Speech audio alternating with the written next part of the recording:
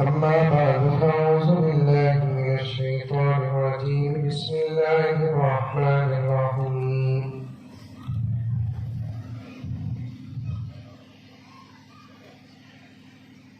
يا أيها الذين آمنوا ادخلوا في السلم كافة ولا تتبعوا خطوات الشيطان إنه لكم عدو مبين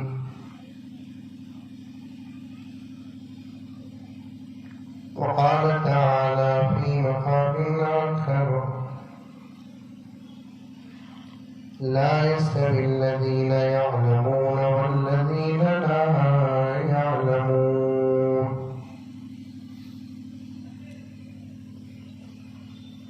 صدق الله مولانا العظيم قال رسول الله صلى الله عليه وسلم طلب العلم فريضة على كل مسلم أو كما قال عليه الصلاة والتسليم اللهم صل على سيدنا نبينا مولانا محمد وعلى آل سيدنا نبينا مولانا محمد وبارك وسلم اللهم صل على محمد بعدد أوراق الأشجار وبعدد أقطار الأمطار وبعدد دواب البرار والبحار وعلى آله وصحبه وبارك وسلم اللهم صل على محمد كما هو أهله ومستحقه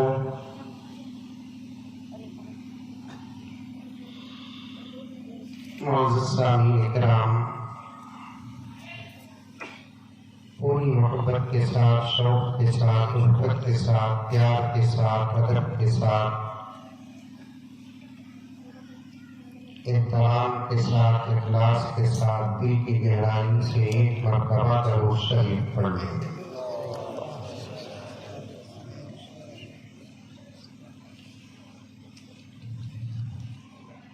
हुक्म और गुजारिश में फर्क है। हुक्म को टाला नहीं जा सकता, गुजारिश पर इख्तियार है, क्योंकि वक्त काफी हो चुका है। 8 तारीख 9 बदलने के लिए सिर्फ 1 घंटा 10 मिनट बाकी है। इसलिए मैं हज़रात उलमा से माफ़ी चाहता हूँ कि मुझे एक अहम मकसद आपके सामने रखना है। फिर कभी लंबे वक्त पर हाजिर हो जाऊँ तो आपकी ख्वाहिश मेरे लिए हुक्म होगा। तकरीबन जैसा तकमील तक पहुँचा है। असल मकसद मुक़द्दस किताब का आखिरी सबक था और उसका दर्स था जो हज़रत मुहद्दिस क़िबला दामत बरकातुहू ने बड़ी तफसील के साथ खास तौर पर तालिबात के सामने पर्दे में और जिससे फायदा आपने भी हासिल किया।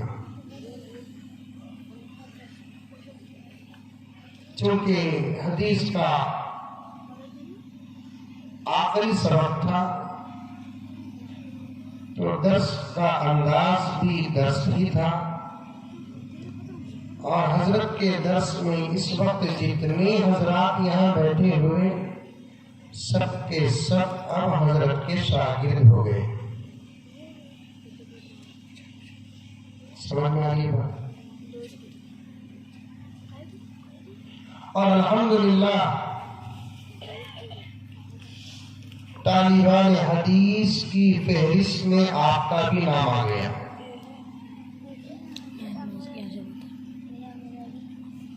वो एक अहम हिस्सा था जलसे का जो आपके सामने आया, और उसके बाद सदारती किताब जामी कामिल मुकम्मल हज़रत क़िबला दामन बरकातुहू का वो भी हो गया। इन दोनों तकरीरों के बीच में जो एक जबरदस्त ऐलान हुआ, याद है ऐलान के भूल गए? अरे बोलो भाई, याद है? खाने का जो ऐलान हुआ, उस ऐलान के बाद मेरी तकरीर तुम्हारे सफर का इम्तिहान है।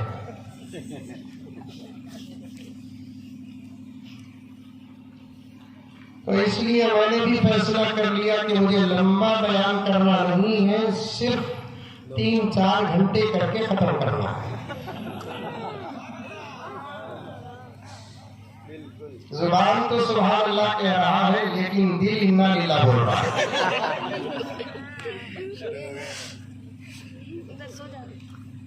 ऐसे ही एक छोटा मजाक कर लिया, वरना ये दौर तो ऐसा दौर है कि दीनी मजलिसों में बैठना आग में बैठने के बराबर है।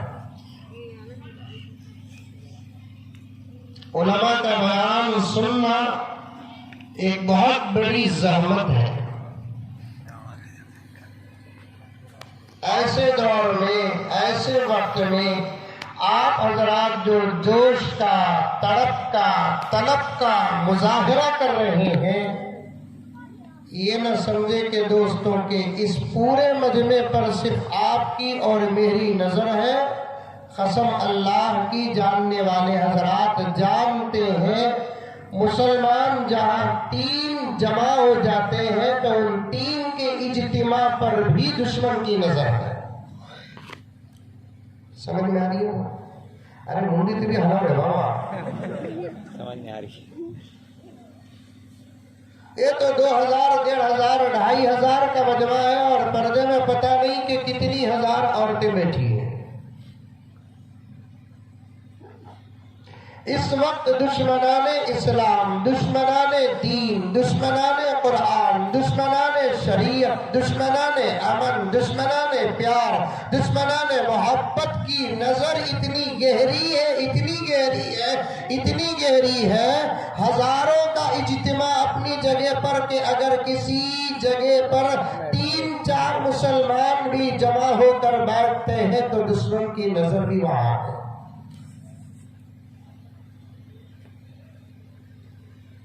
और वो परेशान हो जाते हैं कि इनका जमा क्यों है, इनकी फिक्र क्या है,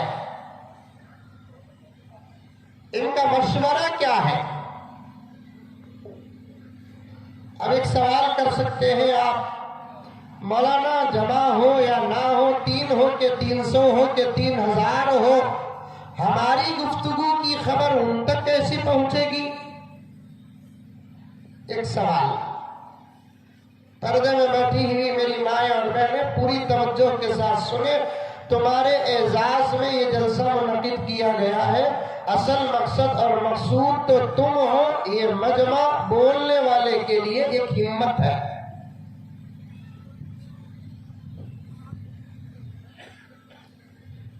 अब औरतें एक जगह जमा हो गए, खामोश बैठकर उनका सुनना उनकी करामत। हो सकता मिरियाल घोड़े में सुनने की आदत हो। मैं तो आम तौर पर कहता हूं, आज की औरतें जब अपने बाप की नहीं सुनती तो हमारी क्या सुनेंगी? अपने शौहर की नहीं सुनती तो हमारी क्या सुनेगी? शौहर बोलता बीवी को, सुनो जी, तुम्हें सुनो जी। हंसे तो मालूम होता है यहाँ भी ये हालत है।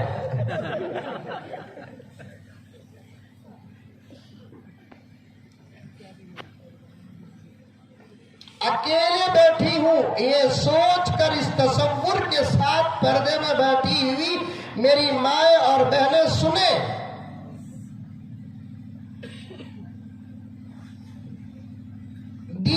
साथ दुनिया और हालात को मुख्तसर से वक्त में आपके सामने रखूं।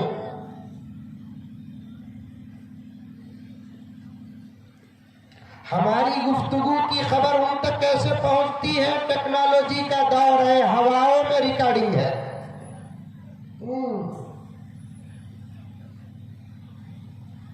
ये शरीफ साहब मालूम, मासूमुल मिल्लतिन,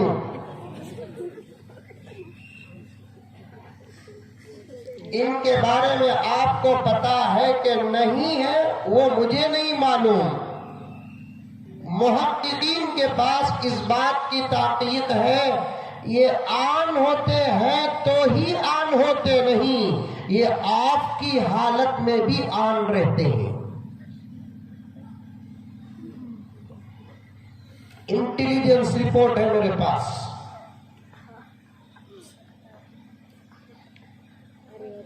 यहां तक कि एक साहब एक बहुत बड़े जबरदस्त डिपार्टमेंट में रहते हैं, मुझसे मुलाकात करने के लिए आए।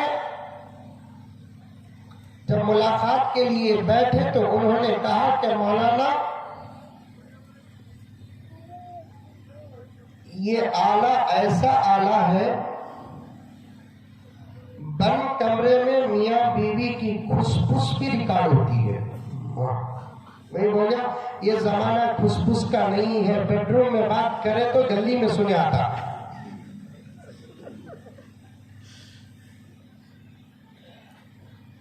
हमारी हर हालत पर दुश्मनों की नजर है। जब दीन के उन्वान पर, इस्लाम के उन्वान पर, हालात के उन्वान पर उम्मत मुस्लिमा जमा होती है, मस्जिदों में, मदरसों में, मैदानों में, खानकाहों में, तो दुश्मनों के ऐवानों में जलजले पैदा हो जाते हैं,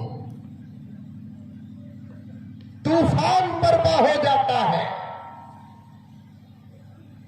ऐसे दौर में आपका इज्तिमा और आपकी तड़प और तलब काबिले तहसीन है,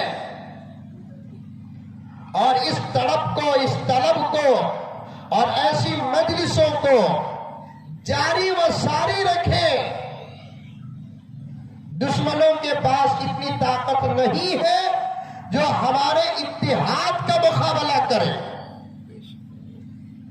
बोलो सुभान अल्लाह तो बोलो, कम से कम नहीं तो इन्ना लिल्लाह बोलो, इतने ऊंचा को। दुश्मनों के पास इतनी ताकत नहीं है जो हमारे इत्तेहाद और इत्तेफाक का मुकाबला करे। ऐसे ही दीनी मजलिसों में जुमा के मौके से लेकर जलसों तक ऐसे ही जुड़कर, मिलकर, तड़प के साथ, तलब के साथ बैठा उठा करे। दुनिया की कोई ताकत और दुनिया का कोई कानून इंशाअल्लाह सुम्मा इंशाअल्लाह हमारे ईमान का बाल भी बीगा नहीं कर सकता।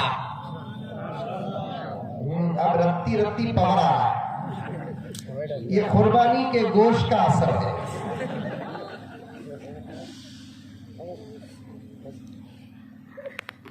चलिए बात आगे बढ़े। आज जो जलसा हुआ इसकी हकीकत पर सबसे पहले नजर डालें, तवज्जो से सुनना। आज का जो जलसा है वो मदरसे अरबिया हलीमा निस्वान के तालिबात के फरागत के एजाज में जलसा है। मालूम होगा आपको, फिर भी मैं जरा तशरीह करता हूं। उसको करने की एक वजह है जो मुझे आगे बयान करना है। आपके मिरियारगढ़ा में एक मदरसा है जो लड़कियों का है। बैठो बेटे,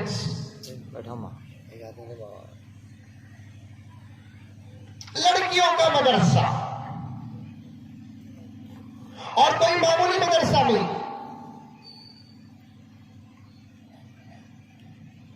लड़कों के बड़े मदरसों के लेवल का मदरसा। सबसे पहली बात यह है लफ्ज़ मदरसा सुनते ही दुश्मनों के दिल धड़कने लगते हैं, क्योंकि स्कूल बोलो, मदरसा बोलो, कॉलेज बोलो, सब एक ही तर्जुमे के दायरे में आते हैं, जरा फर्क होता है बस। लेकिन आज के इस फितने के दौर में स्कूल का तर्जुमा ही अलग है और मदरसे का तर्जुमा ही अलग है। समझ में आ रही है बात?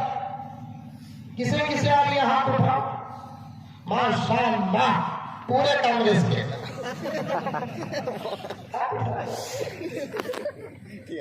कॉन्वेंट बोलो, स्कूल बोलो, कॉलेज बोलो, मदरसा बोलो, दारुल उलूम बोलो, मक्तब बोलो, सब एक तर्जुमे के दायरे में आते हैं।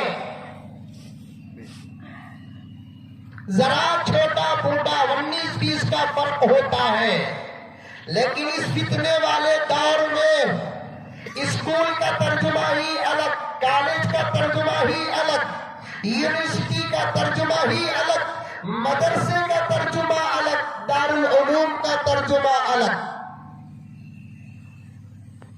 आप वही बुखारी शरीफ स्कूल के अंदर पढ़ाओ, दुश्मन का एतराज नहीं होगा।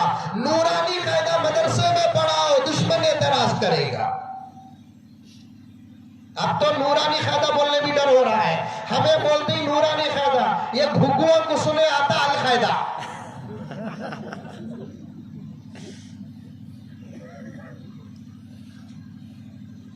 बात सही की गलत? सही। वही आप बुखारी शरीफ, सही मुस्लिम, हिदाया, खुदूरी, मानिउल आसार, मिशकात, ऐसी मुकद्दस तरीन किताबें जिससे इल्म भी जिंदा, अमल भी जिंदा, अखलाक भी जिंदा, अदब भी जिंदा, हया भी जिंदा, शर्म भी जिंदा, इम्तियाजात है, सब कुछ है। यही किताबों को आप किसी यूनिवर्सिटी में पढ़ाओ, कोई एतराज नहीं होगा, कोई माँ का लाल एतराज नहीं करेगा।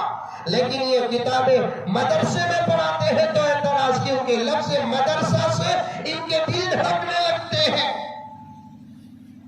इसीलिए तो इनके एजेंडों में एक एजेंडा क्या है, पैदर पे हिंदुस्तान के अंदर एजेंडे पैदा कर रहे हैं, अपने ख्यालात को बिल बनाकर पास कर रहे हैं। तो इनके एजेंडों में से एक एजेंडा क्या है कि हिंदुस्तान से मदारिस का खात्मा हो जाए। और इंशाअल्लाह ताला सुम्मा इंशाअल्लाह सीना ठोक कर मुसलमान कहता है, सीना ठोक कर इस्लाम कहता है, कहने वाले खत्म हो जाएंगे, इंशाअल्लाह मदरसे खत्म नहीं होंगे। सुभान अल्लाह, सुभान अल्लाह। हाँ, ये भी सुन लो, ऐसा नहीं कि मदरसे खत्म ही नहीं होंगे। सदर जलसा तशरीफ फरमा है, उलमाए किराम स्टेज में तशरीफ फरमा है, सामने भी हजरत उलमाए किराम तशरीफ फरमा है। दो रुकी बात इस्लाम करता नहीं, दो रुकी बात मुसलमान करता नहीं, उलमा तो करते नहीं। ऐसा नहीं कि मदरसे खत्म ही नहीं होंगे, मदरसे खत्म होंगे, लेकिन इनकी ताकत से खत्म नहीं होंगे। अल्लाह अपने इरादे से खत्म करेगा। क्यों खत्म करेगा? जब अल्लाह का इरादा हो जाएगा। अब ये जमीन जिंदा रहने के लायक नहीं है, इस जमीन को आसमान के साए की जरूरत नहीं है, सूरज के गर्दिश की जरूरत नहीं है, चांद के चांदनी की जरूरत नहीं है। मिन जुमला इन तमाम बातों का एक लफ्ज है, क़ियामत को बर्पा करने का जब अल्लाह ताला इरादा करेंगे, उस वक्त अल्लाह ही अपने इरादे से मदारिस को खत्म कर देंगे। और इसका दूसरा पहलू निकलता है, तवज्जो से सुनो मिलियन लोड़ा के मुसलमानों, पढ़े लिखे मुसलमानों और अनपढ़ मुसलमानों, पर्दे में बैठी हुई मेरी माँ और बहने, लफ्ज़ मदरसा पर बात कर रहा हो। और जब अल्लाह ताला का इरादा होगा क़ियामत जारी करना व तारी करना, तो उस वक्त अल्लाह मदरसे खत्म करेंगे। इसका मतलब ये है, मदरसे खत्म होने के बाद दुनिया के वजूद का सवाल ही नहीं।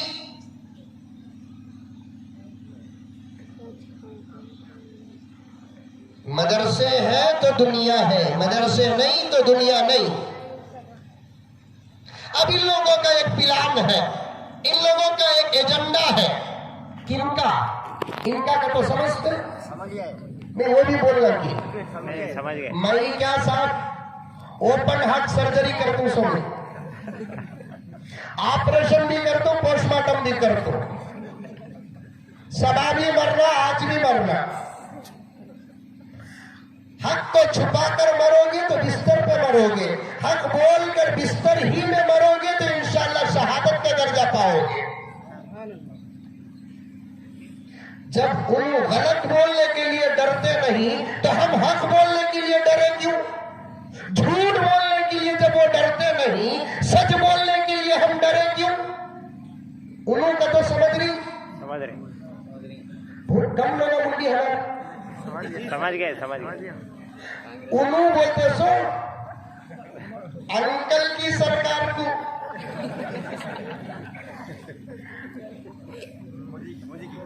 मदरसे खत्म, इसकी इब्तिदा हुई यूपी से। शायद 3 घंटे का ऐलान मेरा सही में 3 घंटे होने वाला है।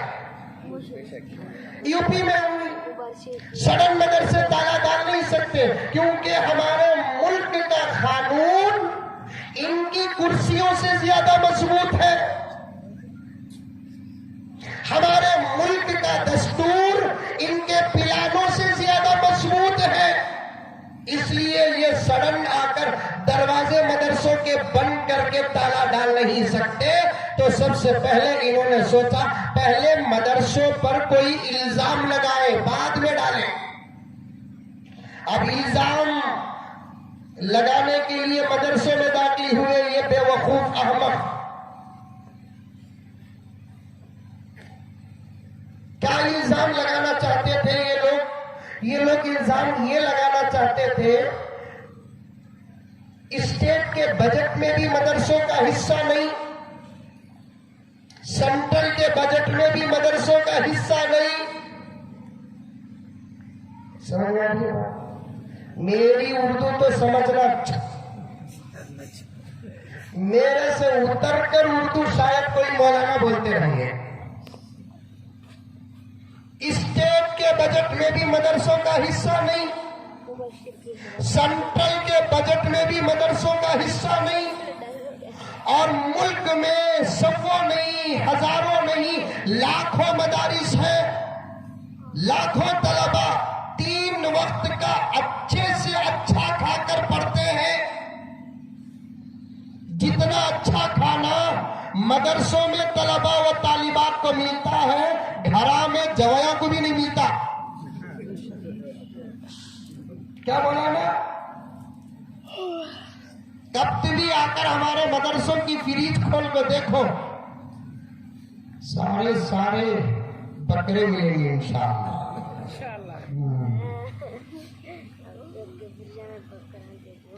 स्टेट के बजट में भी मदरसे को हिस्सा नहीं, सेंट्रल के बजट में भी मदरसों को हिस्सा नहीं। तो और एक बात सुन लो, देना चाहती है स्टेट और सेंट्रल हुकूमतें, लेकिन ये उलमा लेना नहीं चाहते। सारी दुनिया में ये एक ही जमात है जो हुकूमत देना चाहती है तो लेने से इनकार करती है। आज अगर एक सवाल रख दो आपके स्टेट के सीएम के सामने, हमारे मदरसों का भी कुछ बजट अलग कर दिया जाए, करने तैयार है। आई नो हमारे कर्नाटक का तो अब तो हाल बदला हुआ है। एक एप्लीकेशन फॉर्म इंशाअल्लाह ताला सीधा रामैया पास कर देगा। सीधा रामैया नहीं बोले, सीधा रामैया।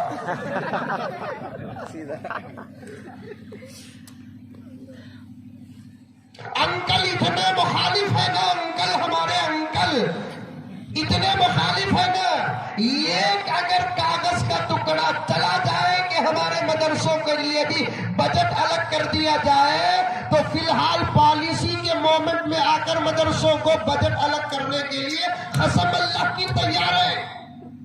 लेकिन हम देना नहीं चाहते क्योंकि बस अल्लाह का करम है, अल्लाह का फजल है, नबी का सदका है। कौम के मालदारों की ज़कात से इतना बड़ा निजाम चल रहा है तो फिर अतियात का आलम क्या होगा?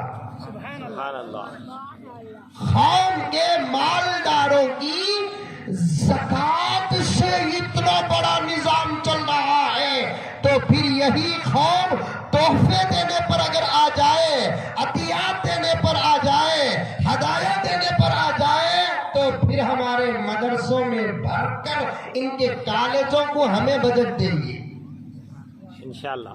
इंशाअल्लाह ये मदरसे किसी से नहीं चलते, अल्लाह के फजल से चलते हैं। इंशाअल्लाह निजाम बनाया मदरसों को चलाने का। मेरे अब्बा वालिद मोहतरम ज़करिया साहब रहमतुल्लाह अलैह फरमाते हैं कि कौम जिंदा हुई तो भी मदरसे को फायदा, कौम में कोई भी मरगा तो भी मदरसों को फायदा।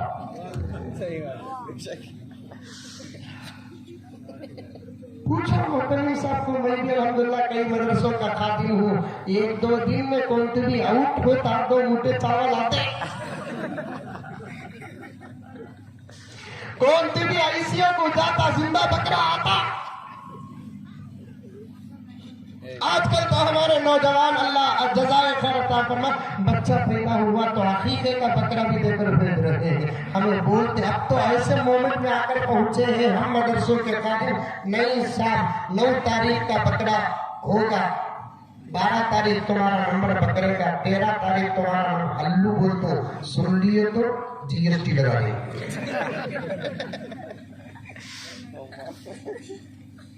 चलाते अल्लाह ताला मदरसे।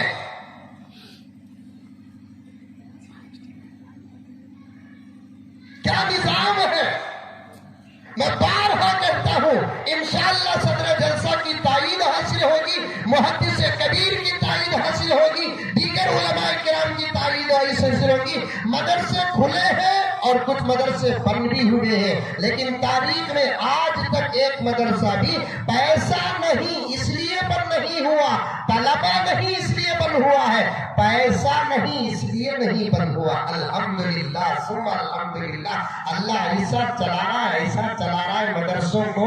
सिर्फ 1 महीना रमजानुल मुबारक अल्लाह इतना देते हैं कि शाबान तक का बजट अल्लाह ताला पूरा कर देते हैं। बकरीद में चमड़ों का मसला हुकूमत ने साजिश के दायरे में लेकर आया। अब तो मदारिस अरबिया चमड़ों से भी बेनियाज हो चुके।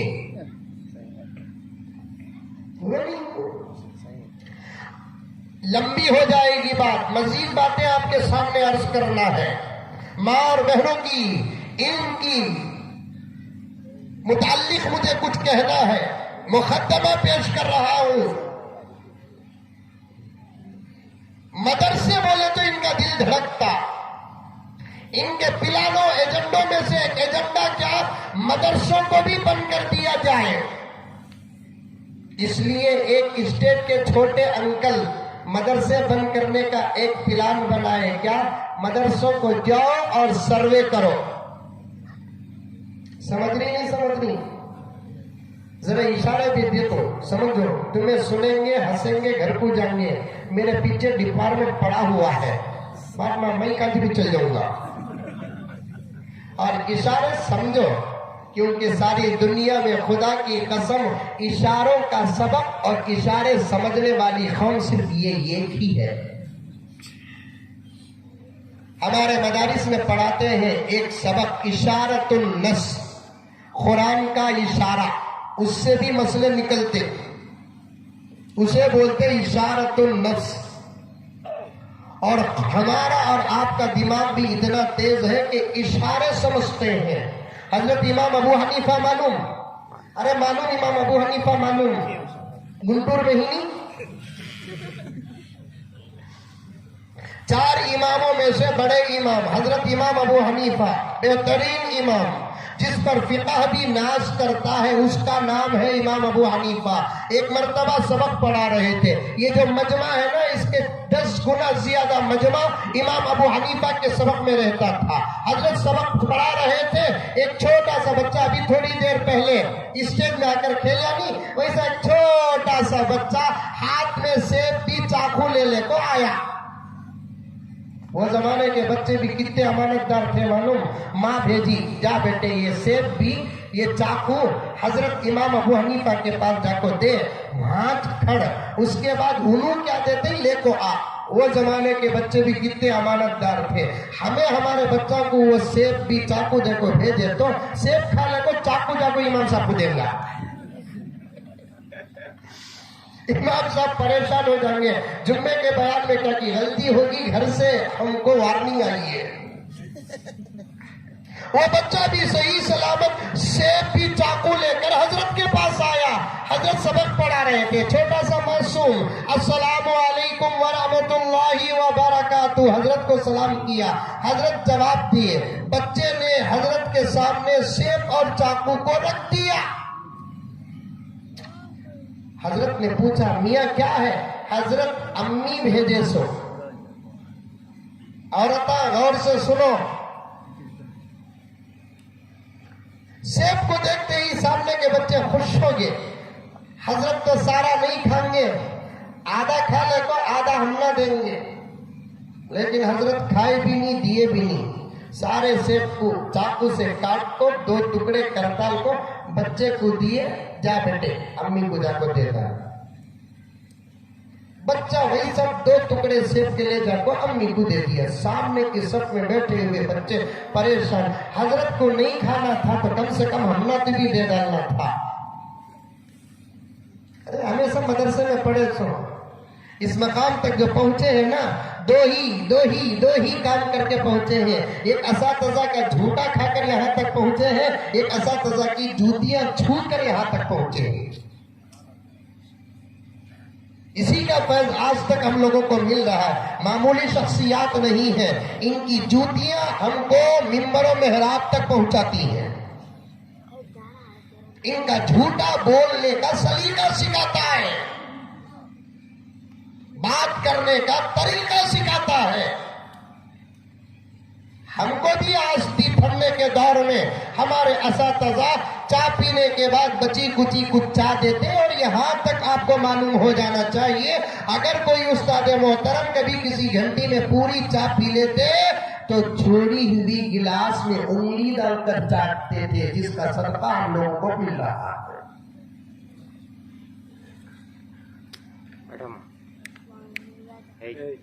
अब देखा हजरत खाए भी नहीं, हमने दिए भी नहीं। आखिर एक तालिबे इल्म ने हजरत इमाम अबू हनीफा से पूछा, हजरत समझ में नहीं आया, दौराने दर्स वो बच्चा सेब लेकर आया और आप खाए नहीं, काट कर भेज दिए।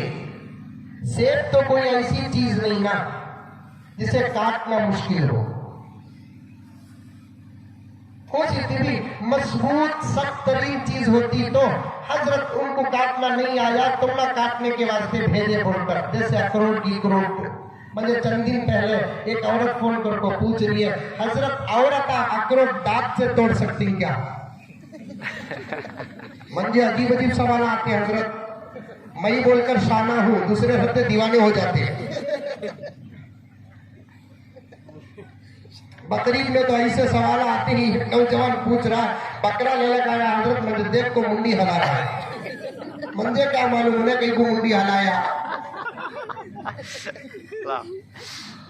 मुझे देखा तो मुंडी हलाता हजरत। मैं बोला उन्हें बोल रहा है, उन्हें जा रहा है ना, हाथ दूरी आ जाना।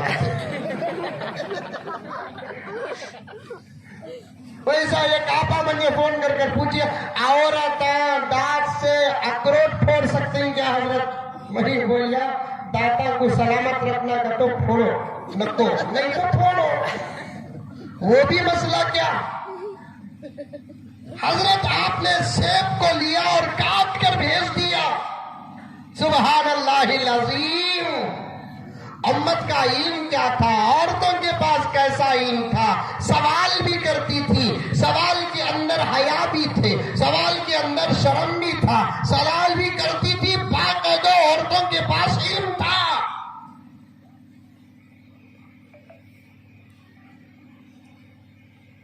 हजरत इमाम अबू हनीफा रहमतुल्लाह अलैह ने फरमाया, मियां वो सेब तोहफा नहीं, और हमने उस तोहफे को रिजेक्ट नहीं किया। जो सेब सारा आया वो एक सवाल ने काट कर उसके सवाल का जवाब दे दिया। मुझे ताज्जुब इस बात पर नहीं होता कि उस औरत के सवाल को हजरत इमाम अबू हनीफा ने समझा, मुझे ताज्जुब उस औरत पर होता है जो इमाम अबू हनीफा के जवाब को समझा। इमाम अबू हनीफा तो इमाम अबू हनीफा है, सारे सेब को सवाल समझे तो कोई ताज्जुब नहीं।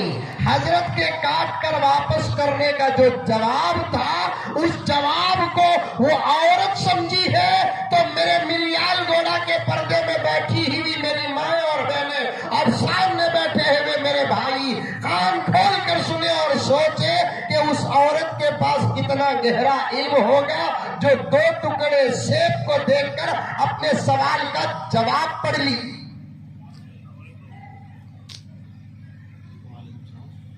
औरतों की जो माहाना तबीयत होती है, उस तबीयत वाला सवाल था। हजरत ने सेब को काट कर उसके सवाल का जवाब पेश कर दिया। कभी दर्स में इंशाअल्लाह ताला हजरत उलमा व असातिज़ा तालिबात को बताएंगे। मुअल्लिमात तो जानती है, कभी आपको मौका मिल जाए तो इस बयान की, इस वाक़ये की तहकीक उलमा से कर लेना। मैं आगे बढ़ना चाहता हूँ। इशारा समझने वाली कौम है हम, आज वजाहत नहीं समझती। इशारा समझने वाली कौम है हम, दुश्मनों की साजिशें नहीं समझती। इशारा समझने वाली कौम है हम, दुश्मनों का प्लान नहीं समझती। उसकी वजह क्या है मालूम मेरे दोस्तों?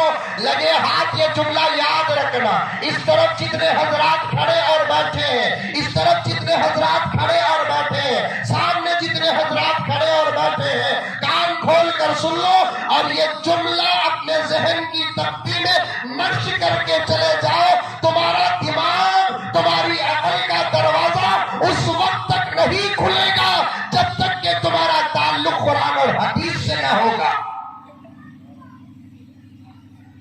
कुरान को छोड़कर, हदीस को छोड़कर, शरीयत को छोड़कर तुम दुनिया के इशारे समझ नहीं सकते, दुनिया की वजाहतें समझ नहीं सकती।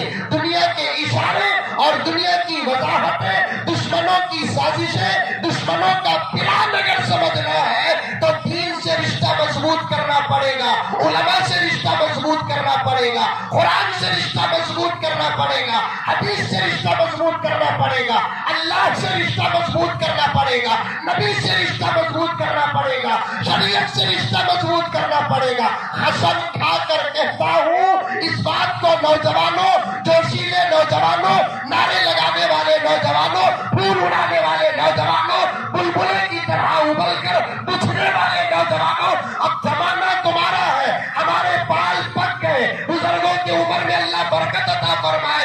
आने वाले दौर के दुश्मनों का मुकाबला तुमको करना है, करना ही है, इसलिए कि तुम्हारे नस्लों का ईमान महफूज होना है। अगर तुमको करना है तो तुम दुश्मनों के इशारों को, तुम दुश्मनों के वजाहतों को, तुम दुश्मनों के प्लानों को समझना पड़ेगा।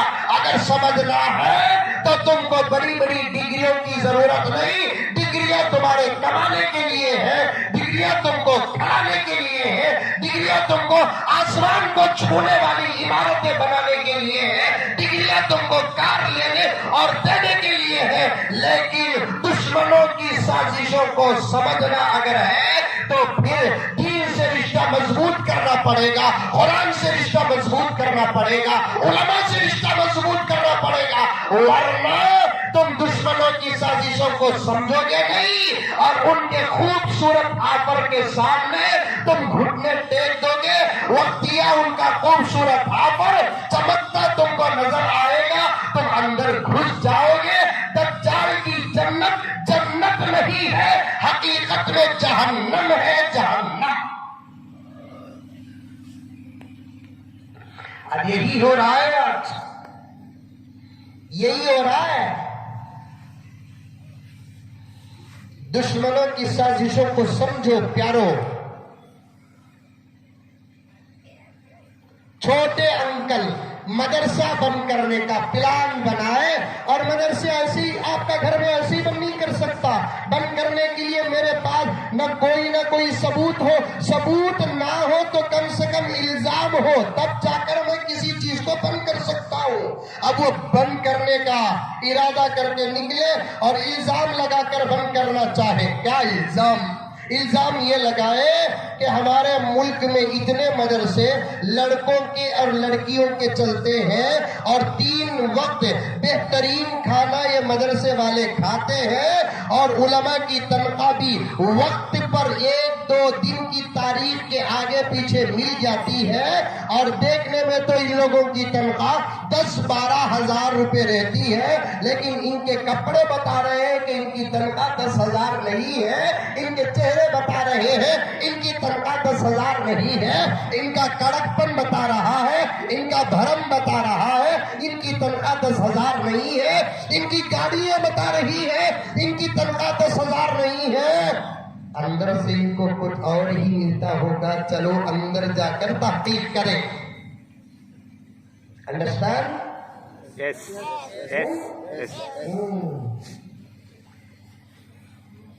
अल्लाह करे कि 2024 में ये क्लीन बोल्ड हो जाए। आमीन इंशाअल्लाह। इतनी कम आवाज की आमीन में बर्दाश्त ही नहीं करता। आमीन। अल्लाह करे कि 2024 के मुसलमानों की बोलिंग में ये क्लीन बोल्ड हो जाए। आमीन। अंकल आज रात सोते नहीं। कुछ नहीं मेरे दोस्तों, जैसा कि अभी हजरत ने भी बताया, मुहद्दिस कबीर ने भी दर्स में एक जुमला पेश किया, मैं बगौर समाप्त कर रहा था क्योंकि मैं भी तालिबे इल्म हूँ। जब तक हम नहीं बदलेंगे हालात नहीं बदलेंगे। हालात बदलने के लिए हमको दुनियावी रास्ते इख्तियार करना नहीं है।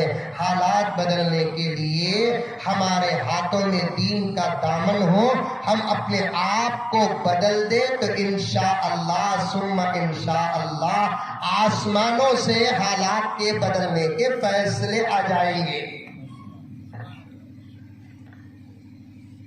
इन्नल्लाह ला युगय्यिरु मा बिक़ौमिन हत्ता युगय्यिरु मा बिअन्फुसिहिम।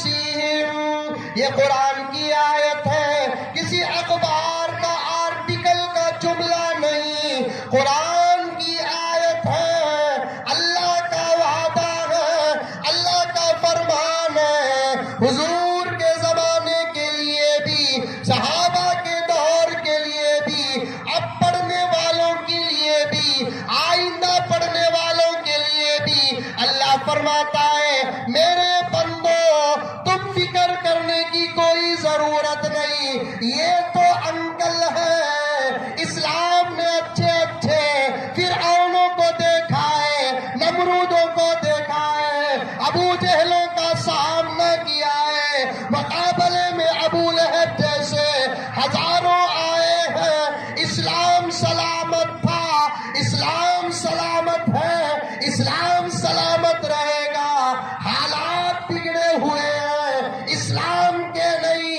ऐ मेरे बंदो तुम्हारे हालात बिगड़े हैं, इस्लाम के हालात नहीं, तुम्हारे हालात बदले। मिर्याल गौड़ा के मुसलमानों तुम्हारे हालात बदले हैं, तेलंगाना के मुसलमानों तुम्हारे हालात बदले हैं, आंध्र प्रदेश के मुसलमानों तुम्हारे हालात बिगड़े हैं, कर्नाटक के मुसलमानों तुम्हारे हालात बिगड़े हैं, हिंदुस्तान के मुसलमानों तुम्हारे हालात बिगड़े हैं, अरब के मुसलमानों तुम्हारे हालात बिगड़े हैं, अजम के मुसलमानों तुम्हारे हालात बिगड़े हैं। इस्लाम न बिगड़ा था, न बिगड़ा है, न बिगड़ेगा। तुम्हारे हालात बिगड़े हैं। मैंने इस्लाम की हिफाजत की जिम्मेदारी ली। हजरत मैं नाम लेता हूँ वजाहत के लिए सदर जलसा मेरे मुश्किल है हजरत मौलाना नजीर साहब दामत बरकातुहुम, मैं उनके सामने तालिब इल्म हूँ। हजरत मेरी तशरीफ फरमा दे। अल्लाह ने इस्लाम की हिफाजत का वादा किया है, कुरान की हिफाजत का वादा किया है, शरीयत की हिफाजत का वादा किया है, मुसलमानों की हिफाजत का वादा नहीं किया है। मेरी हिफाजत का वादा अल्लाह ने नहीं किया, आपकी हिफाजत का वादा अल्लाह ने नहीं किया। इन्ना नहनु नज़्ज़लना ज़िक्रा व इन्ना लहू लहाफ़िज़ून। अज़्ज़िक्र से कुरान भी मुराद है, अज़्ज़िक्र से शरीयत भी मुराद है, अज़्ज़िक्र से इस्लाम भी मुराद है, अज़्ज़िक्र से नबी की ज़ात अक़दस भी मुराद है। अल्लाह ने इस्लाम की हिफाजत का वादा किया, कुरान की हिफाजत का वादा किया, शरीयत की हिफाजत का वादा किया। इसीलिए 1450 साल से कुरान सलामत है, 1450 साल से इस्लाम सलामत है, 1450 साल से शरीयत सलामत है। हुजूर के जमाने में कुरान जो था आज भी वही कुरान है, सहाबा के जमाने में कुरान जो था आज भी वही है, सहाबा के दौर में शरीयत जो थी वही आज भी है, अहकामात जो थे वही आज भी है।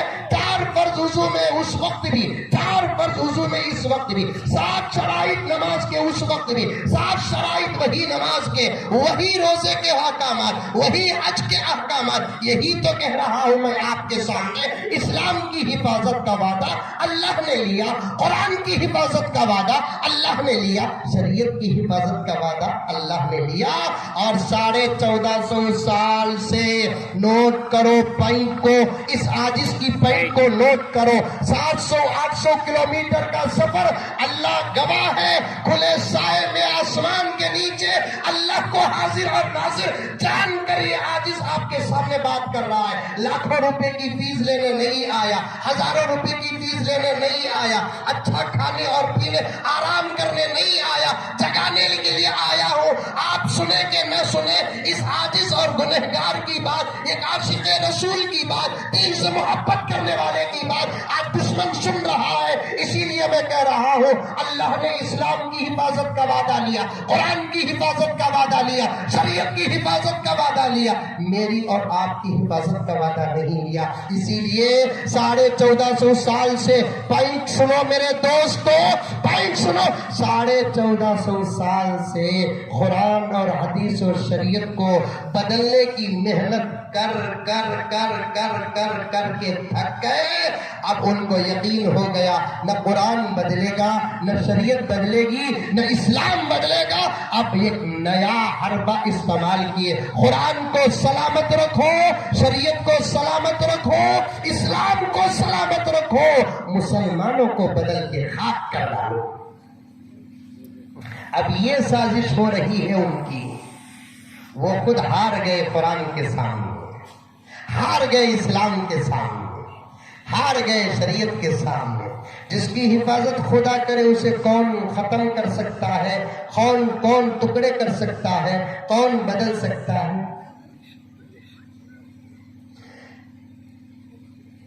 कौन के रुश्द हिदायत का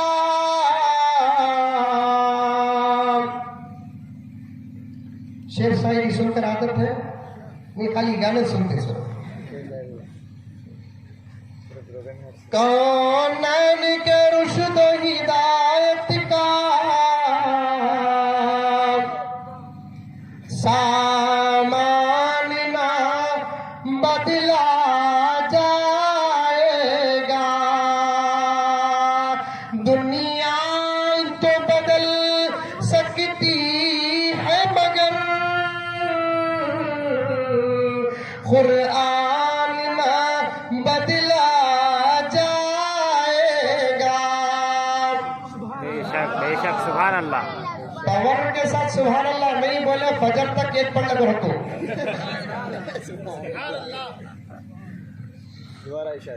कौन के रुश्द हिदायत का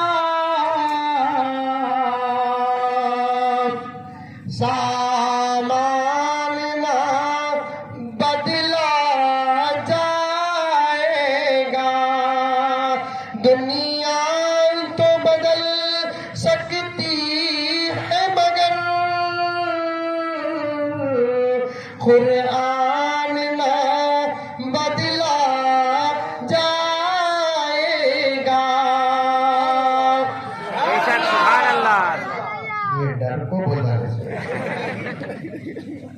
ये चांद ये सूरज की गर्दिश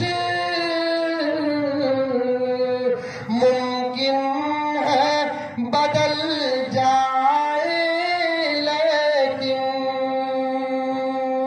मशरिक से शुरू तुलू होने वाला सूरज मगरिब से तुलू हो सकता है, और मगरिब से तुलू होने वाला चांद मशरिक से निकल सकता है। हकीकत क्या है इन अल्फाज और अशआर में सुनो। ये चांद ये सूरज की गर्दिश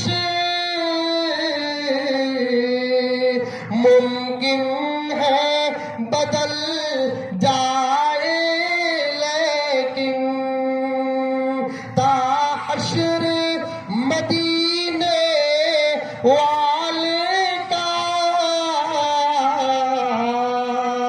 फरमान ना बदला जाएगा। दुआ करो मेरी दो ख्वाहिशें अल्लाह पूरी करे। एक अंकल के सामने अजान देने की ख्वाहिश, दूसरा ये अशार अंकल के सामने पढ़ने की ख्वाहिश। अंकल सुनते ही बोलेंगे भाई बहनों, बोलेंगे नहीं बोलेंगे? इस्लाम की हिफाजत की गारंटी जिम्मेदारी अल्लाह ने ली है। कुरान की हिफाजत की गारंटी और जिम्मेदारी अल्लाह ने ली है। शरीयत की हिफाजत की गारंटी और जिम्मेदारी अल्लाह ने ली है। मेरे और आपकी हिफाजत की नहीं। हमारे हालात अगर ठीक करना है तो दोस्तों कानून के बदलने का इंतजार न करो, खुद के बदलने की कोशिश करो। अल्लाह कुरान ने क्या कहा जिसकी तिलावत मैंने अभी आपके सामने की। अल्लाह फरमाते हैं इन्नल्लाह ला युगय्यिरु मा बिकौमिन हत्ता युगय्यिरु मा बिअनफुसिहिम। ये कुरान की आयत का जुज है। तर्जुमा वही कर सकता है जो मदरसे की दाल खाया हो। एक और एक मुसीबत है, इस घर को आग लग गई घर के चराग से। पूरी जिंदगी कंपनी में काम किया, पूरी जिंदगी गवर्नमेंट किसी जॉब में काम किया, रिटायर्ड होने के बाद बीवी के भी लायक न रहा तो कर मैं ऊपर, बच्चा की भी शादी हो गई, अब दीन याद आता है तो फिर कुरान खोलकर अंग्रेजी में तर्जुमा पढ़ने की कोशिश करता है। जरा कुछ मालूम हो गया तो अब वो भी इस्लाम का स्कॉलर बन जाता है। अब वो भी कुरान के अहकामात के मुताबिक बात करता। देखते नहीं चैनल्स में आप लोग, 3 तलाक का मसला चल रहा था मुल्क में, बिल पास हो गई लेकिन अमल तो कोई भी नहीं कर रहा। इंशाल्लाह करेंगे भी नहीं, इंशाल्लाह कई को नहीं करेंगे, हमें तलाक देते चले। हमें जितना जोरों को संभालती दुनिया में कोई कौन संभालती नहीं करते, सभी इनको बोल रही, आवाज वहां रिकॉर्ड हो रही है। क्या जी बड़े जोर से नहीं को बोल डाले, मैंने संभाल रही सो तुम्हें शादी से लेकर अब तक मैं तुम ना संभाल रही उसको, तब बोलना पड़ता है सॉरी हजरत को खुश करने सामने बोला है। अभी क्या जुम्मा भी बोला, मैं बाहर भी बाहर बोलता रहता हूँ। मुल्क ने इजाजत दी है, दस्तूर ने इजाजत दी है मुझे कि हमारे मुल्क में हम अपने मजहब की हिफाजत के लिए जो चाहे मजहब के दायरे में, अदब के दायरे में बोल सकते हैं। हमारे अंकल को इस मुल्क की गरीबी याद नहीं आती, नजर नहीं आती, यतीमों का रोना नजर नहीं आता, बेवाओं का तड़पना। और माफ फरमाए, मुझे कहना पड़ता है, हर किसी को नहीं कहता, कुछ बेवाएं तो अपने और अपने बच्चों का पेट भरने के लिए इज्जतों का सौदा करते हैं। ये बातें नजर नहीं आती। नजर आती है तो सिर्फ और सिर्फ और सिर्फ वो बातें नजर आती है जो करोड़ों में एक मसला उठता है, वो नजर आता है। तलाक की बिल बनाए अंकल, तलाक की बिल बनाए, बड़े हंगामे हुए मुल्क में, हुए नहीं हुए? 3 तलाक देना नहीं बोलकर, कई को बोलने से बोले तो इन्नल्लाह ला युगय्यिरु मा बिक़ौमिन हत्ता युगय्यिरु मा बिअनफुसिहिम का तर्जुमा करने से पहले ये बातें बता देता हूँ ताकि तर्जुमा कौन करे, कैसा करे, समझ में आ जाएगा। मदरसे पर बात चल रही थी, लिंक को जोड़कर चलो। मैं अभी मदरसे की तशरीफ के मुकद्दमे में अटका हुआ हूँ, मंजिल तक कब पहुंचूंगा पता नहीं। अल्लाह मेरे वक्त में बरकत अता फरमाए। बिरयानी ठंडी खा को आदत है? हाँ माशाल्लाह, तो डरने की जरूरत ही नहीं। तलाक का मसला ही उठा। माए और बहने, तुम्हें गौर से सुनो, तुम्हें तवज्जो से सुनो,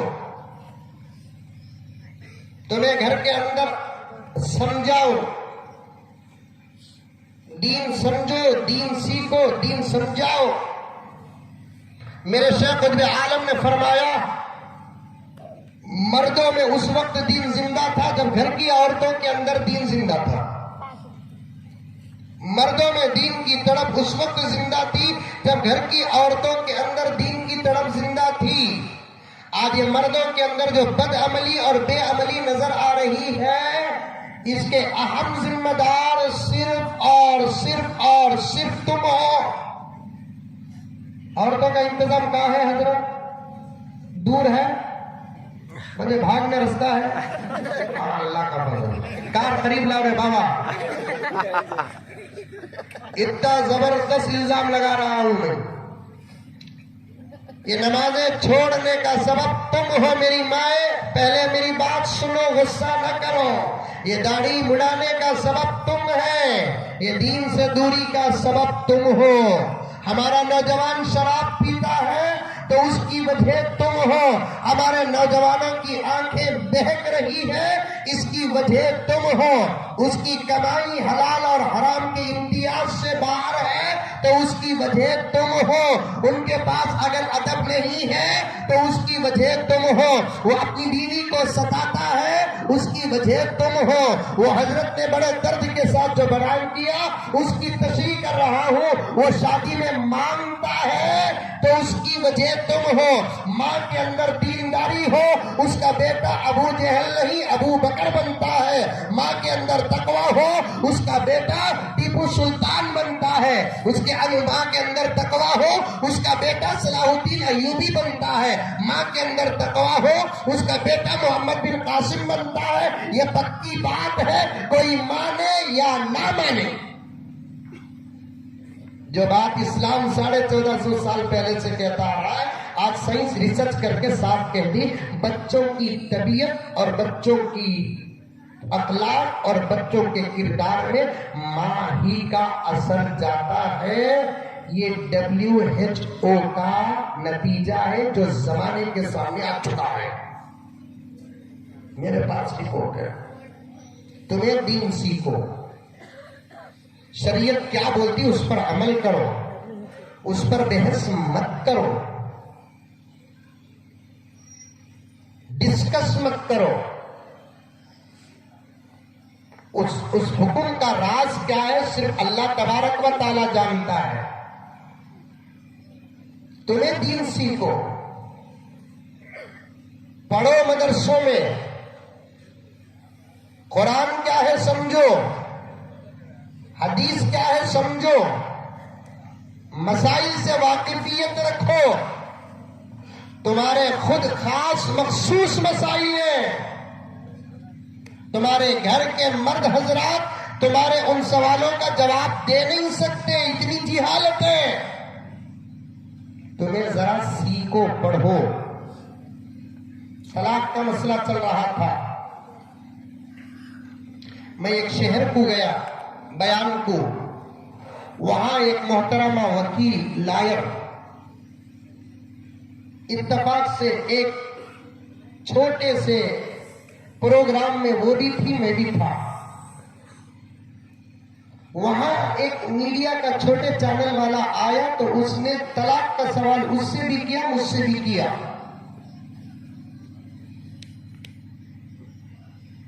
तो अब उससे जब सवाल किया तो उसने साफ साफ जवाब दे दिया कि 3 तलाक का सबूत कुरान में नहीं है। राबिया बसरिया की पोती बनकर तो बोलती तो अलग बात थी, दादी बनकर बोली। अब वो चैनल वाले मुझसे सवाल करे, मौलाना 3 तलाक के बारे में आपका क्या ख्याल है? मैंने कहा मेरा ख्याल नहीं है, शरीयत का हुक्म है 3 है। उन्होंने कहा कि कुरान में नहीं है। मैंने कहा उनको छोड़ो, मुझे पूछो कुरान में है कि नहीं है, मुझे पूछो। बोलिए मौलाना कुरान में है कि नहीं है? मैंने कहा कि 100% 3 तलाक का सबूत कुरान में है। मैं मीडिया को जवाब दे रहा था, मोहतरमा ने मुदाखलत कर दी, मौलाना नहीं है। अब मुझे भी उनको लग गया, अब वो लायक ना घुसीट डालेंगे हम। मैं भी अल्हम्दुलिल्लाह मदरसे की दाल खाया। मैं बड़े ही पॉलिसी के अंदाज में कहा कि देखो आपा, सूरत उतर गई उनकी, आपा बोलते ही कि तो औरत को आपा पुकारे तो बहुत जल्दी गुस्सा आता। ये तो उम्र बढ़ गई ना, साफ पुकारो, शबरीन बोलो खुश हो जाती, तबस्सुम बोलो खुश हो जाती, कुलसूम बोलो खुश हो जाती। आपा पुकारो तो गुस्सा आता, आंटी पुकारो तो मारी तो भी मार दो। मर्द बने के वास्ते गाली के कई अल्फाज हिस्सों, औरतों के लिए गाली के मकाम तक पहुंच गया आपा पुकारना। दिल्ली के अंदर तो एक पुलिस स्टेशन तक केस चलेगा। लेने वाली एक औरत आई तो दुकान वाला आंटी बोला, मारना शुरू कर डाली। पुलिस आई, केस तक मंजे आंटी पुकारी आई है।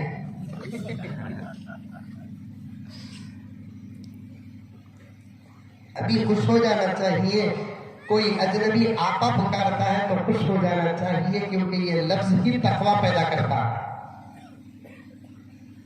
खाला पुकार लिया तो और खुश हो जाना चाहिए। अम्मी पुकार दिया तो फिर खत्म ही शैतान जली। अब तो फितने का ऐसा दौर है, पुकारता आपा लेकिन दिल कहता ही कुछ और। अम्मी बोले आपा, आप जो बयान देना था दे दिए।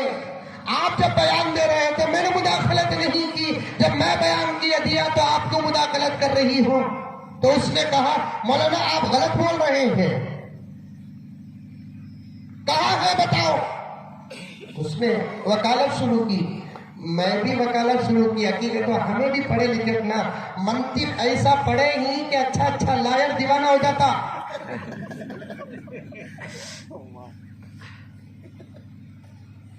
कुल्लू बा जा बोला तो सर खुजाना उन्हें जगह। मौली साहब समझ रही, तैसीरुल मंतिक तसरीहुल मंतिक की समझ में नहीं आती तो फिर मेरे दोस्तों खुतबी कहां समझ में आएगी? मौली साहब बहुत होशियार।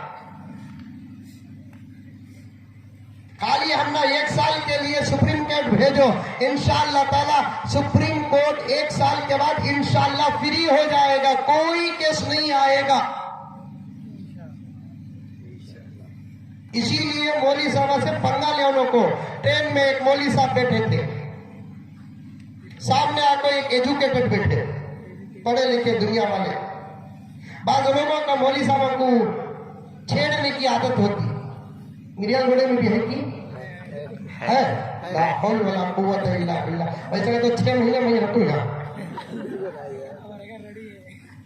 अब उन्होंने आको सामने बैठ गया, मौली साहब इधर बैठ गए। पढ़े लिखे जो थे उन्होंने मौली साहब को पूछे कहाँ जा रहे? मौली साहब बोले बम्बई जा रहा हूँ। अरे मैं भी बम्बई जा रहा हूँ। माशाअल्लाह। आप कहाँ के? मैं नलगुंडा का। अरे मैं तो मेरी अलगुंडा का। माशाअल्लाह। अरे तुम्हें करीब करीब। अब तक देखा नहीं ना? मौली साहब बोले कुतुब मीनार नहीं हूँ। अच्छा मौलाना बम्बई तक जाना है तो अब ऐसे ही कैसे जा सकते हैं? चलो हम कुछ खेलते हुए, कुछ बात करते हुए, कुछ बहस करते हुए, कुछ डिस्कस करते हुए जाएंगे। मौलाना बोले कामरेडी, मौलाना एक खेल खेलेंगे क्या? एक सवाल मैं तुम ना कर दूं, तुम्हें जवाब देना ले तो मैं 200 रुपये बना दे दूं, तुम्हें जवाब नहीं दिए तो तुम्हें 200 रुपये मुझे देना। मौलाना बोले खेल तो अच्छा है, मेरा भी इरादा वो है, लेकिन मेरे पास 50 रुपये। पहले राउंड में अगर हार डालते तो तुम्हें बेकार हो जाएंगे। एक काम करेंगे, तुम्हें मुझे सवाल करो, मैं जवाब दे डालिया तो तुम्हें 200 रुपये मुझे देना, नहीं दिया तो 50 रुपये मैं तुम्हें देना, ताकि कम से कम 4-5 राउंड तो चले जाओ। अच्छी बात है मौलाना, चलो कि तुम समझे। मौलाना को तनख्वाह भी कम रहती, हमारे 200 के 50 बराबर हो जाता होकर शुरू हुआ गेम। मौलाना को बोले पढ़े लिखे, तुम्हें सवाल करो मौलाना। मौलाना सोचे मैं वुजू के गुस्ल के सवाल करा तो इसकी सूरत देने की तो नहीं है, दुनिया के सवाल करेंगे इसे। वुजू का, गुस्ल का, कुरान का, हदीस का, मसले का, मसाइल का सवाल करना ये अच्छा नहीं, क्योंकि वो लायक का नहीं है ना। सामने वाला सूरत देखे तो बता रहा है, उल्टा हाथ फेरे तो भी फिसल बल्ला। अब मौलाना सोचे दुनिया का को सदी भी सवाल करेंगे, बोल मौलाना पूछे क्या? वो कौन सा परिंदा है साहब जिसे 4 पैर रहते हैं, उड़ते ही 8 हो जाते हैं? साइंस पढ़ा, नेशनल ज्योग्राफी चैनल देखा, 4 रहते हैं तो उड़ते ही 8 हो जाते हैं। सोचा हम क्या सोचा, हूँ करया, इधर देखा, उधर देखा, इन देखा, क्या की करया, जवाब आ रहा है नहीं। अब क्या कर रहा? 200 रुपये उठा कर मौलाना को दे डाला, हार डालिया मौलाना को। अब किसकी बारी सवाल करने की? एजुकेटेड की। अब इन्होंने सवाल सोचे क्या करना, बहुत परिंदे का हमें भी सवाल करेंगे इनको। अच्छा बताओ मौलाना, वो कौन सा परिंदा जिसे 4 पैर रहते हैं, उड़ते ही 8 पैर हो जाते हैं? मौलाना बोले मुझे भी मालूम नहीं, ले 50 रुपये। हार को भी 150 रुपये फायदे में ही,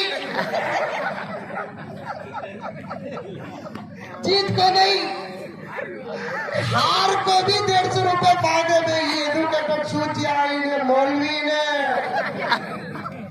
मदरसे की दाल है ये। बेहतर है कि गेम यहाँ खत्म हो जाना। मौलाना जरा बाथरूम जाकर आतू बोल को गया सो बम्बई आ गया, इन्हें आया नहीं, बम्बई आ गया, इन्हें नहीं आया। उलमा है, उलमा अदब करो, एहतराम करो, इज्जत करो, प्यार करो, मोहब्बत करो। आज दीन की हिफाजत की जिम्मेदारी का बोझ और बेड़ा अगर उठाए हैं तो यही तो उलमाए किराम हैं। अगर तुम्हारे और हुकूमत के बीच में, तुम्हारे और दुश्मन के बीच में, तुम्हारे और साजिशों के बीच से कसम खाकर कहता हूं कि ये हजरत उलमा एक दिन के लिए अगर हिट गए, पता नहीं कितने इंसानों का ईमान बारात हो जाएगा। अल्लाह। अब वो मोहतरमा मेरे ऊपर पड़ी नहीं है कुरान में। मैंने कहा कि आपा जब आपने जवाब दिया तो मैं खामोश रहा, मैं तो जवाब इनको दे रहा हूं, आप मेरे से सवाल कर रही हैं। आपको सवाल करना है तो आप पहले इतला दे लीजिए, मैं आपसे सवाल करती हूं, तब मैं जवाब दूंगा। आपको मुझसे सवाल करने का इख्तियार नहीं है। मैं भी तो मदरसे में अल्हम्दुलिल्लाह पढ़ा, मैंने एक कानून पेश किया, अच्छी बात है मौलाना, मैं ही पूछती हूँ, तो मैंने उनके सामने जबरदस्त एक कानून रख दिया। आपा, कुरान क्या है, कुरान में क्या नहीं है, ये बात करने के लिए हमारे सामने कुरान होना जरूरी है। ये और बात है कि अल्हम्दुलिल्लाह मैं हाफिज कुरान हूँ, मैं देखे बगैर अल्हम्दुलिल्लाह कुरान पढ़ सकता हूँ, अल्हम्दुलिल्लाह 30 साल से तरावी पढ़ा रहा हूँ। लेकिन आप तो हाफिज नहीं है, इसलिए कुरान सामने रखेंगे। कुरान पर अगर बात करना है तो कुरान का पढ़ा हुआ होना जरूरी है। जो कुरान ही नहीं पढ़ा तो फिर कुरान पर क्या बात करें। आपका इल्म मेरे पास नहीं है तो मैं आपसे क्या बहस करूं। ये उसूल है दुनिया का। डॉक्टर दवा देता है तो मरीज का काम दवा लेना पड़ता है। डॉक्टर के दवा के तजवीज करने पर बहस करने की मरीज को इजाजत नहीं, क्योंकि डॉक्टर पढ़ा लिखा है, उस दवा को वो जानता है। हाँ, अगर कोई डॉक्टर किसी मर्ज की ये दवा देता है, दूसरा डॉक्टर आकर उससे बहस करता है, ये मर्ज की ये दवा नहीं है, इसके बजाय ये दवा दो डॉक्टरों के दरमियान में बात हो सकती है, मरीज और डॉक्टर के दरमियान में बात नहीं हो सकती। मैं आपको मरीज तो नहीं कह सकता, आप भी मुसलमान है, अल्हम्दुलिल्लाह मैं भी मुसलमान हूँ। ये कुरान आपके लिए भी है, ये कुरान मेरे लिए भी है। और अच्छा वक्त है कि मीडिया सामने, चैनल सामने, कैमरा सामने, पहले एक काम करेंगे कि आप कुरान पाक का एक सफा जिसमें कुरान के, जिसमें तलाक की आयात है, पढ़कर सुना दो। उसके बाद मैं आपके सामने पढ़कर सुनाऊंगा, फिर कुरान के ग्रामर को सामने रखकर तर्जुमा करो, मैं भी कुरान के ग्रामर को सामने रखकर तर्जुमा करूंगा। उसके बाद तलाक है कि नहीं है की बात में बात करेंगे। फौरन आपा बदलगी, मैं कहीं को पढ़ूं, या औरतों को बदलना बड़ा जल्दी आता, फौरन बदलगी, मैं नहीं पढ़ती, मैं क्यों पढ़ूं। आप मेरे उस्ताद क्या, आप होते कौन मुझे कुरान पढ़ने के लिए, बोलने के लिए, फला फला। तो फिर मैंने भी कहा, आप होते कौन मुझसे कहने के लिए कि कुरान में है कि नहीं है। बीच में तीसरे आदमी आए, हम दोनों को रफा दफा किए, मैं वहीं के वहीं बैठा रहा, आपा कार में चले गई। तो कुरान जानते नहीं वो कुरान पे बात करते हैं, जो कुरान पढ़ना नहीं जानते वो कुरान पे बात करते हैं। कुरान पाक की आयत देखो क्या है, इन्नल्लाह ला युगय्यिरु मा बिकौमिन हत्ता युगय्यिरु मा बिअनफुसिहिम। मुफस्सिरीन किराम फरमाते हैं, एक आयत शर्त है, दूसरी आयत का एक जुज शर्त है, दूसरा आयत का दूसरा जुज जज़ा है। अल्लाह फरमाते हैं कि पहले तू बदल जा, बाद में मैं हालात बदल दूंगा। पहले तू बदल जा, पहले तुम बदल जाओ, मैं हालात बदलूंगा। ये सब आफात जो आ रहे हैं, मुसीबतें जो आ रहे हैं, गलत कवानीन और बिल पास करने की कोशिशें हो रही हैं, ये सब हमारे बदआमाली और बुरे अमाल और बेअमल जिंदगियों का नतीजा है। अगर उम्मत में शरीयत के मुताबिक 100% अमल आ जाए तो दुनिया की कोई ताकत हमारे दीन के कानून को बदलने तो दूर की बात, बदलने का ख्वाब भी नहीं देखेगी। ये पक्की बात नहीं है। हमें पहले बदलना, हमारे अंदर आना, हर अमल हमारे अंदर जिंदा होना, हर अमल की तौफीक अल्लाह से मांगना, तब जाकर हमारे अंदर एक इनकलाब आएगा। सारी दुनिया हमारे नाम से और हमारे काम से और हमारी इबादतों से ऐसे ही डरेगी जैसे सहाबा के दौर में डरती थी। मदारिस से इन लोगों को बड़ी एलर्जी है। अब आपका काम क्या होगा, मदारिस को मजबूत करना। मदारिस से इनको बड़ा खतरा है। आपका काम क्या, मदरसों को आबाद करना। ये जहन में निकाल दो। बड़ी लंबी गुफ्तगू अभी बाकी है, मैं करना नहीं चाहता, 5-6 मिनट में अपनी बात को खत्म कर देता हूँ। वो इल्जाम जो आपके सामने शुरू में पेश किया था उसे पेश करके 5-6 या 7 मिनट में बस मदरसों को मजबूत करो, चाहे लड़कों का मदरसा हो कि लड़कियों का मदरसा हो, मजबूत करो, मजबूत करो।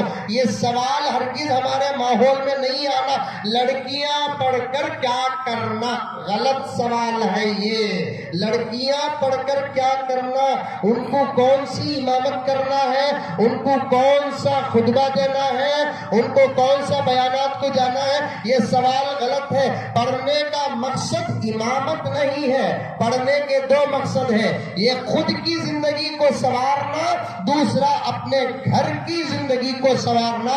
ये औरतों का मकसद होता है। मर्दों का और लड़कों का मकसद क्या होता है? खुद की जिंदगी को संवारना और बाहर की जिंदगी को संवारना। देखिए 10 बच्चियां वो भी बुखारी शरीफ पढ़ी। अभी मैंने मौलाना दिखा रहे थे, हदीस की तमाम किताबें इस मदरसे में पढ़ाई जाती हैं। अल्हम्दुलिल्लाह सुम्मा अल्हम्दुलिल्लाह। पूरी 10 बच्चियां फारिग हुई हैं। इल्म के बारे में सुना कि बड़ा गहरा और पुख्ता इल्म है, और क्यों न हो जिसकी सरपरस्ती सदर मुस्लिम पर सल्लल्लाहु अलैहि वसल्लम करे और जिसकी सरपरस्ती हजरत किबला सदर जैसा दामत बरकातहू करे, उस मदरसे का इल्म कमजोर कैसे होगा? मदरसों को कमजोर करने की दुश्मन कोशिश करते हैं। आप अपनी बच्चियों को मदरसों के अंदर दाखिल करो। स्कूल पढ़ाना नहीं पढ़ाना वो इख्तियार है, मदरसा पढ़ाना नहीं पढ़ाना वो इख्तियार नहीं है, पढ़ाना ही है। इसलिए कि दीन का इल्म मुस्तहब नहीं, दीन का इल्म नफिल नहीं, दीन का इल्म फर्ज है। तलबुल इल्मी फरीज़तुन, लफ्ज़ फरीज़ा या तो फर्ज पर दलालत करता है या तो वाजिब पर दलालत करता है। तलबुल इल्मी फरीज़तुन अला कुल्ली मुस्लिम तक तो मुत्तफिक है रिवायत, वह मुस्लिमा है या नहीं है इसमें मुहद्दिसीन का इख्तिलाफ है। ना भी हो तो मुस्लिम के अंदर मुस्लिमा दाखिल हो जाती है, इसलिए कि फुक़हाए किराम फरमाते हैं जो हुक्म आम होता है अल्लाह उस हुक्म में मर्दों को अलग औरतों को अलग नहीं करते।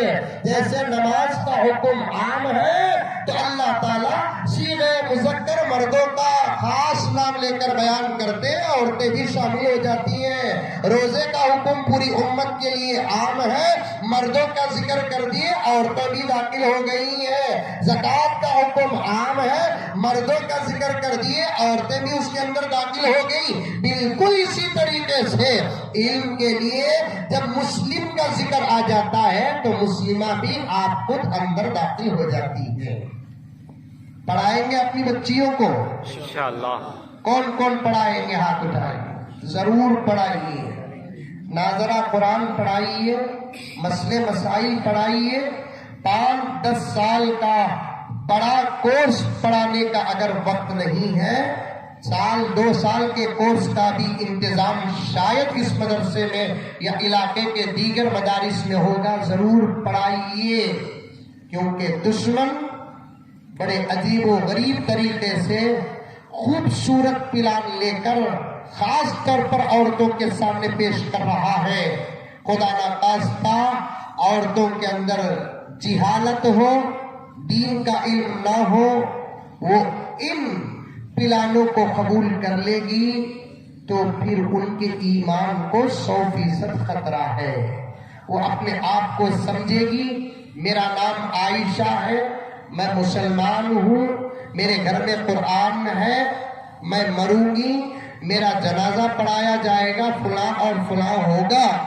लेकिन दुश्मनों के किसी प्लान को कबूल कर लेती है और वो प्लान शरीयत के खिलाफ है, महसूस तक नहीं होगा, उनका ईमान गायब हो जाएगा।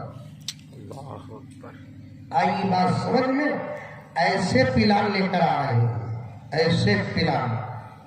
वक्त होता तबीयत साथ देती, आगे का सफर फिर हजरत उलमाए किराम अकाबिर देर से तशरीफ फरमा है, फिर आपको भी शायद भूख लगी हुई होगी, चेहरे बता रहे हैं।